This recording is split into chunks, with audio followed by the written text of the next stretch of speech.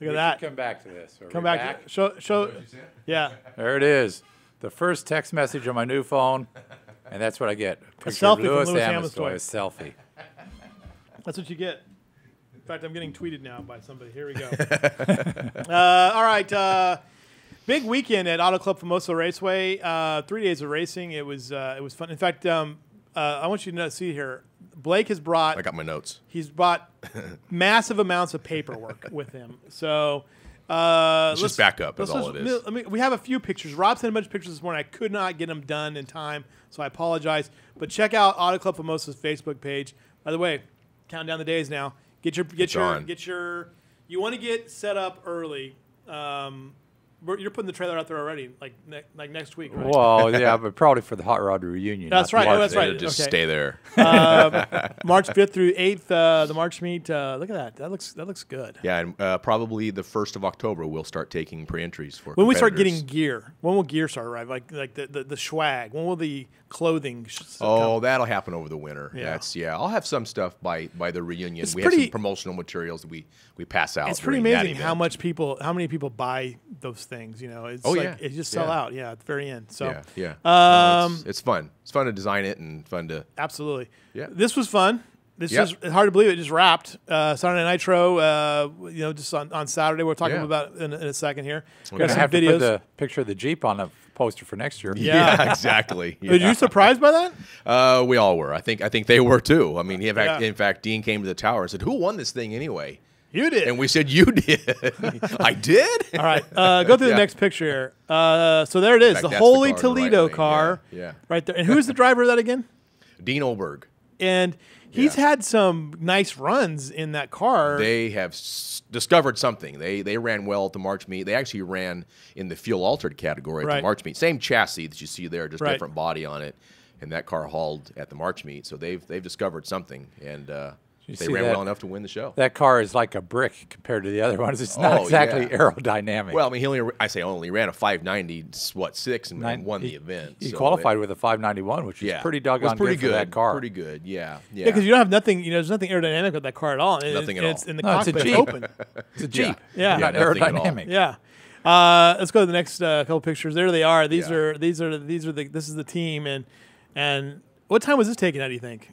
That was probably midnight, 12:30. It's just getting back into town with Jeff Evans from the shellacking that BC had. Keep going through theirs, and there he is. There's the winner. This is a great shot, and there's the trophy. I think this is the beauty of Saturday Night Nitro. You had heavy hitters there. You had James Day, the March meet winner. He qualified with a 575. He goes out there for his run in Saturday Night Nitro, lights the tires up. Yep. Dan Horan. Nothing. Yeah. And so you get Dean Orberg in the brick, the Jeep, coming away and winning $3,000. What a night for him. Yeah. Okay, I think we have some video. Chris, let's cue up we have the Holy Toledo video. What is it called, Griff? Holy Toledo. Oh, here it is. There it is. There's the video from the new tower. Or is that the old tower? Yeah. Mike snuck up there. And, there's lots of open air on the new tower right now. Yeah. Just a little framing. Yeah.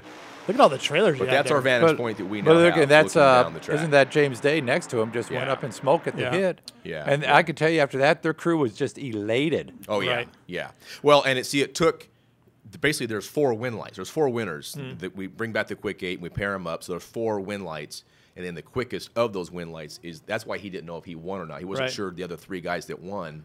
What did they run? Right. So he found out that he was the quickest of the 4. And you were probably thinking, wow. I mean, who did you think was going to win, Horan or Day? After seeing James's run, I figured he was just. I think James Day had to be the favorite. Yeah. I mean, ran a 72, I think, to qualify. For 75, but that's 75, the thing of the Nitro cars, Yeah. 0 to 0 in 60 feet, basically. Yeah. An hour and a half later, they came out and blew the tires off. Hey, what else do we have as far as those cars go? Show us, Kristen. Show us one of your. Show us Horan qualifying. Here's Horan qualifying early on. This is that's this Robert is the first Overholser, the California Hustler. Right. Yeah. They a friend of the show. No, we also had, and there's Dan Horan. We also had the finale of the Boise Bakersfield Blitz. How did that go? won that. Dan won that. Okay. Dan qualified well enough to clinch that. Right. And Robert finished runner-up. So the same 2 guys have won and runner-up the past 2 years in that category.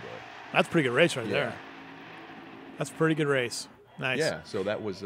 Hey, Chris, do you have your video, by the way, of what you shot from the night? Because Chris was there with his family. Yeah, Chris came out, saw him come in the front gates, his family and the kids, and everybody was putting in earplugs and.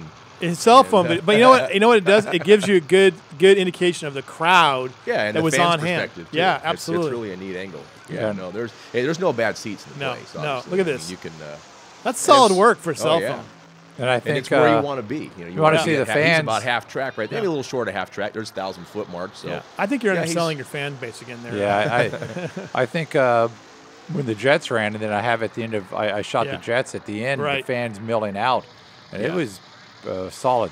No, we had another good crowd. The carload deal was again well. We didn't sell as many carload passes, but they were figuring out they can put as many as they want in the carload. Yeah. So our average was about 5 or 6 people this time, whereas before it was 2 or 3. So here's the jet car. Oh, yeah. Always a highlight. Yeah, no, they never get sold. That's everyone loves that one. I'm a little concerned about our new tower being a little too close to the towers. When the glass starts to shake. We're going to find that out either at the reunion or the March meet, because I think they're going to come back to the reunion. We hope they are, and then for sure March meet. So we'll have that all. It's one thing that everyone looks forward to.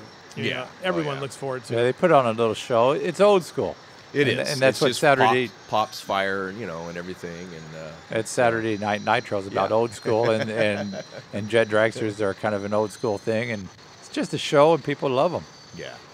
Well, he got the whole thing. Yeah, we got the whole thing. There's the pops. You can tell by the way the camera's shaking. Boom, boom. Yeah. It catches you off guard. You can't, if you haven't seen it, it literally scares you. You know what just happened. Right. And then you realize no one's running around, no one's panicking, so it must have been part of the, the show. Right. And a word to there they go. Anybody, there's no reason to set your car alarm at a drag strip. Okay, people? You'll test it. Stop. And you see the people that are like, just, the car alarms going off, even on the nitro cars. I was on the other side of the track. Yeah. That first round of qualifying, and car alarms are going off everywhere. Yeah. All right, so you got lots of results, though, and stuff. How much were people happy with the prizes? Oh yeah, that was great. In fact, we have some surprisingly that weren't claimed, so we're going to get a hold of them. We kept their name and number on the ticket. So plus, in addition to all these old school nitro cars, Dale Worsham was there with the family car, and they made several runs with a couple different drivers. Dale made he called me early in the week. He called me a week and a half ago and wanted to know if they could show up to it. They were just having trouble getting there. Their family car. He and his dad have their own funny car. Dale drives for Connie Coletta, right? But they have their own car that different guys drive, and they were having trouble getting that thing to run. So he made a pass on Friday, and then another gentleman, Shane Westerfeld, licensed in the car on Saturday and made some very nice passes on Saturday. I think he ended up Saturday at the 1,000-foot was a 443. Yeah. Pretty serviceable for a license run. Pretty good for a license run.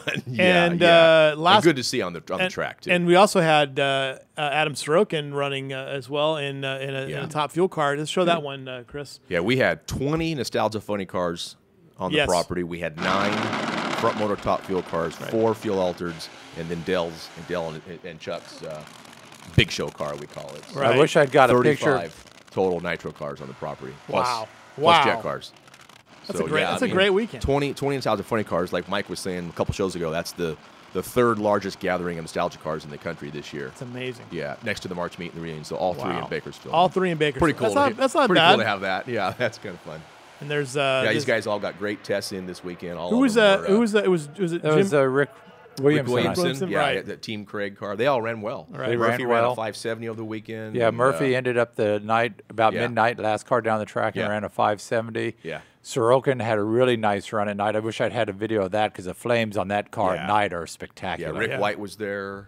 Mike Fuller's car. Had a couple guys again driving there in that car. So you got a lot of results you want to get to, right? Well, yeah. We also had an NHRA Heritage race that weekend also, and the guys qualified Saturday, and they all got 4-time runs on Saturday, and we ran those guys off on Sunday. We were back out there again on Sunday running all these guys off. So. And what were some of the results from this? What do we have? Winner in Hot Rod was Larry Cordone. I can read them all if you want. Yeah. Nostalgia 1 was Mark Wynot. Nostalgia 2, Rick Nordness.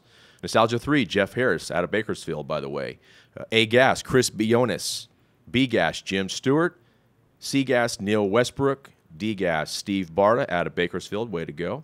He's had some success there this season. All of them have. Jason and right. Their father and son right. and uncle. They're all the right. whole gang. The They've whole all kinds of clan. cards Right. and yeah. So that bring was them here. Griffith, bring them here. We need to get the Bartas on the show. That'd be good. Get them all on. Talk about the history of their connection with James Warren, the Rain for Rent Car, and all that. There's a family relationship there with everybody in the Coburn. Actually, with Roger Coburn. Okay. So, but the whole family's been involved in a long time in that. So that took care of our heritage stuff. We also had some Fun Ford winners, but I don't have those with me. I'm sorry, but they'll be on our I think they already are on our Facebook page. Okay. And just a great weekend of racing. So what's the schedule look like now for the next few weeks? This weekend is our last Friday night test and tune. This Friday night is our last one of the year. Right. And that goes from 8 to midnight. Okay. And then this Saturday, Sunday is a Big Bucks bracket race, getting ready for the ET Finals, which is the following week. And we're looking at close to, we're hoping 500 cars are going to show up for that. Now, how's this? Now, here he is. If you guys missed it last week, we were talking about the changes are going to happen down here at the road here, the leading into the track, and or the strip, I should say. And this was this little area here to your right on the screen is the existing control tower. Right. And we'll show you another view. There it is there. And one more view. And that's where the new thing's going to go. That's high tech. And look at that. Isn't that cool? Kind of the angle's off a little bit. But it's close. It's a little closer to the existing tower. But on quite a few of those shots earlier, you could see. Right. So this was under construction. Where it's at. Yeah. And then under construction again. And Griff, you were up there. Yeah, I was right there. Actually, it's not going to be as good once they put walls and glass out. But if you can it won't sound as good, huh? when you could talk Blake to getting on the roof, that'd be a good place to shoot. Yeah. Yeah. Well, we got some other plans for the. That's how it's going to look when we're done. Yeah, right. exactly. So yeah. You could see some of the framed out windows and stuff that's in earlier shots of some of the fuel cars running. It's already been framed in. In fact, today the AC unit went up on the roof, so we're going to have some cool air running in there pretty quick. That'd be nice. Yeah, windows get measured, electrical gets wired this week, and we're 2 weeks away from having this thing ready to go. That'd be exciting. That'd be exciting to visit all all that and see a little bit of a change for those who will come in for the hot rod reunion. And definitely. It'll be a little bit different. And you got the test and tune this weekend, and the following weekend the big ET Finals. ET Finals, which will have 400. We're cars? thinking 450 to 500. We're hoping at least 450. Wow. So and then we just keep going. After that is an import weekend. After that is Mopars. So you have another ANRA, and then the reunion. So we're just This is the ANRA Championships. That's their final race. That's their final race. And he'll bring 250 cars at least on accident. Yeah, so, at least. Well, a lot of guys will be there for the next weekend is the reunion. So right. a lot of categories can run both events. So that really helps push exciting out a lot. times. I guess I'll be able to get to the reunion on Sunday.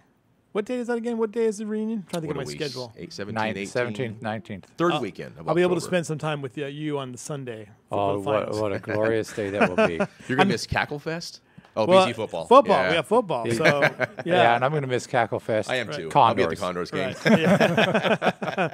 That's a full weekend. High school football, Condors. Yeah. We got the reunion. It's good stuff. All right, we're going to get out of here. We got Bakersfield's people coming up next today. Got a lot to talk about.